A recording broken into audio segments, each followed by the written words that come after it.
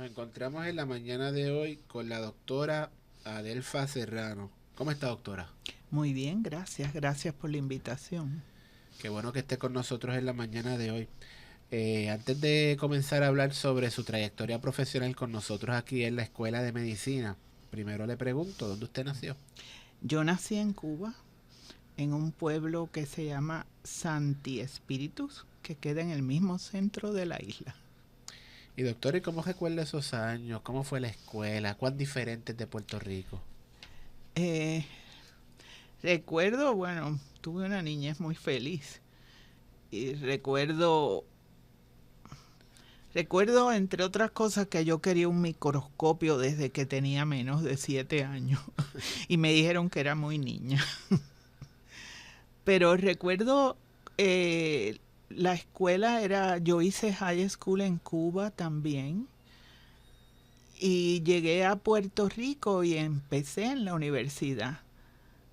Y mi amor por los parásitos comenzó temprano, porque cuando estaba en high school había una revista que publicaba en la contraportada los ciclos de vida de los parásitos. Y yo los coleccionaba y me preguntaba por qué morían tantas personas y por qué no habían medicamentos o vacunas para tratarlos.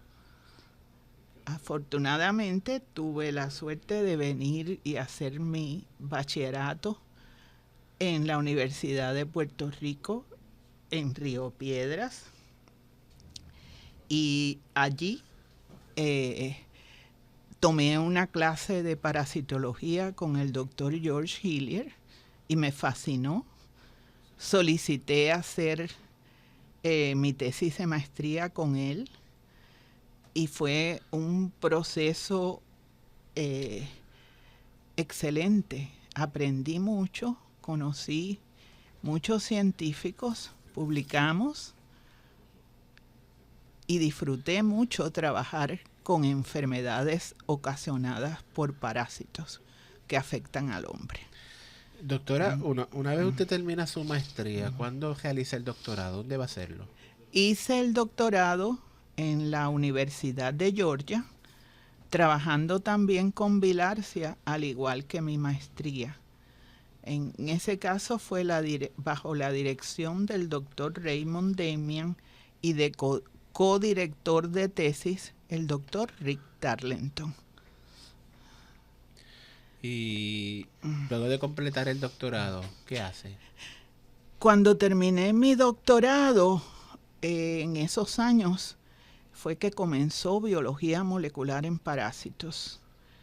Y me fui a la Universidad de Harvard a hacer el doctorado en Plasmodio, el parásito que ocasiona malaria, con la doctora Diane Wirtz, mi mentora y amiga y colaboradora.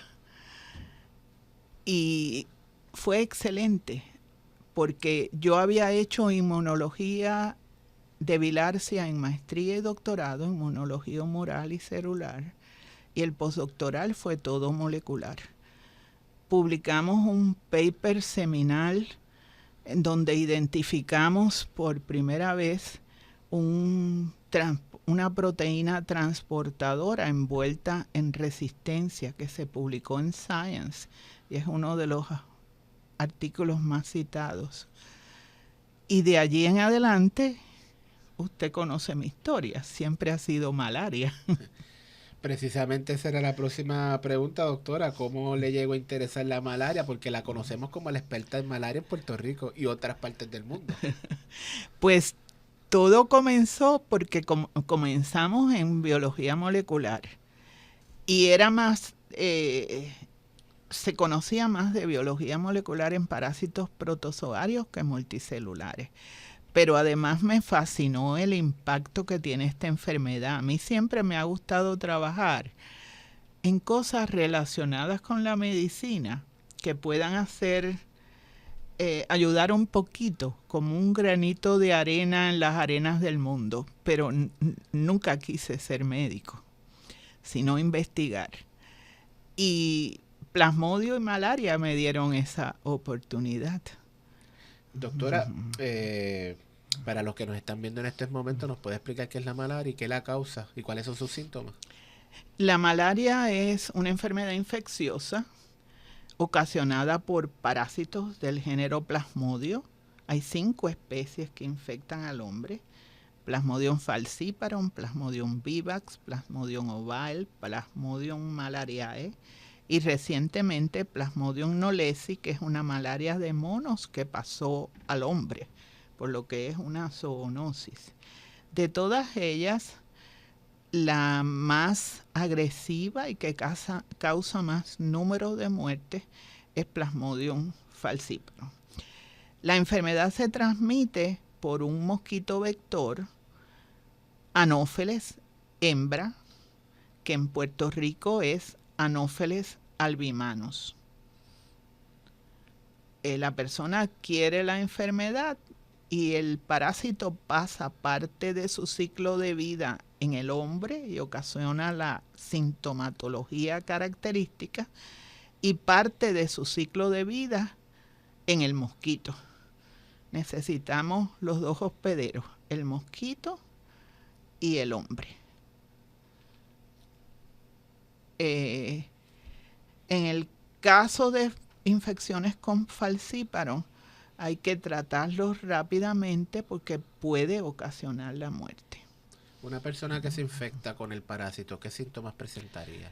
Inicialmente son síntomas parecidos a la gripe, a cualquier enfermedad viral. Por eso es que es difícil de diagnosticar, sobre todo si la persona no está expuesta a este tipo de enfermedad. Se pregunta generalmente si la persona tiene un historial de viaje, porque como en Puerto Rico no es endémica, pues no vemos muchos casos de malaria. O sea que no hay malaria en Puerto Rico. No, no hay malaria. Puerto Rico fue el primer país de las Américas donde se declaró libre de malaria. Cerca de los 50. En los más o menos, 60, sí. Doctora, quisiéramos también conocer sobre su experiencia como docente con nosotros en la Escuela de Medicina. Usted ha tenido estudiantes subgraduados, graduados, ha sido directora de tesis. ¿Qué nos puede computar? Que es bien, ¿cómo se dice? Bien satisfactorio trabajar con estudiantes, ver el interés, ayudarlos a formarse. Yo he tenido, ya perdí la cuenta, cuando llegué a 200 no seguí contando, pero varias tesis doctorales y de maestría, y es una satisfacción ver cómo esos estudiantes se destacan en sus diferentes posiciones. Uno de ellos es que usted entrevistó al doctor Joel Vega Rodríguez, que está en NIH, en los Institutos Nacionales de Salud, y tiene su laboratorio de vectores y es un líder en el campo. Y para uno es una satisfacción ver cómo crecen y se desarrollan. Doctora, usted tiene varias publicaciones importantes. Si nos puede mencionar una de las más citadas que ya conocemos, y también si nos puede mencionar sobre una publicación reciente del año pasado sobre la historia cultural de la malaria en Puerto Rico en el siglo XX. De las publicaciones de mi postdoctoral, les mencioné que tenemos una publicación en Science, que es la primera publicación donde se identifica un transportador, una proteína transportadora que está envuelto en resistencia a medicamentos en Plasmodio. En mi laboratorio tenemos varios artículos. Uno de ellos es donde identificamos que genes de la biosíntesis de glutatión son cruciales para el desarrollo del parásito en el mosquito. Eso fue el trabajo de tesis de Joel Vega Rodríguez, que también se publicó en PLOS Pathogens. y es primera vez que se ocurría, no se sabía que el parásito dependía así. Eso nos llevó también a estudiando los genes envueltos en el metabolismo de glutatión, que uno de esos genes es esencial para el parásito. En otras palabras, si uno apaga el gene, el parásito muere. Por lo que utilizamos esa proteína como blanco para cernir más de 2 millones de compuestos e identificar compuestos que se pudiesen usar para tratar malaria. Tenemos un grupo de compuestos que tenemos 2 patentes que tienen potencial para eso. Y sobre el libro de la malaria, ¿nos podría comentar? El libro de malaria se publicó recientemente en diciembre y es Historia Cultural de la Malaria en Puerto Rico. Fue bien interesante trabajar en ese libro y trabajar con colegas expertos en diferentes áreas, historiadores y científicos. En ese libro hablamos desde los inicios de cuando se habló de malaria hasta la biología del parásito, el papel de la Fundación Rockefeller en la erradicación de la malaria en Puerto Rico, la historia de qué sucedió en esos tiempos, historia cultural de la malaria, acá por usted, tratamiento. Verdaderamente es una recopilación interesante. Ahora nos queda todavía más por hacer. Doctora, en vista de estas publicaciones que hemos mencionado, ¿nos podría también comentar el asunto de la importancia de la divulgación de los descubrimientos y los avances científicos en la lucha contra enfermedades como la malaria que han salido aquí de la Escuela de Medicina? Sí, es muy importante y la Escuela de Medicina ha contribuido no solo a la malaria, ha contribuido mucho en diferentes campos, que ha sido pionero. Y si nos remontamos a tiempos más atrás, miembros de la Escuela de Medicina describieron, por ejemplo, la prueba para detectar bilharzia, que todavía se usa. Hemos tenido muchas contribuciones significativas de la Escuela de Medicina. Doctora, si usted le pudiera dar algún consejo a un estudiante que probablemente nos esté viendo en estos momentos, que vaya a estudiar con nosotros aquí en la Escuela de Medicina, que tal vez quiera estudiar biología, microbiología, tal vez hacer carrera como investigador, ¿qué le aconsejaría? Creo que lo más importante es que el estudiante le interese y disfrute el tema que está trabajando. Cuando uno trabaja en algo que le gusta, no siente que viene a trabajar.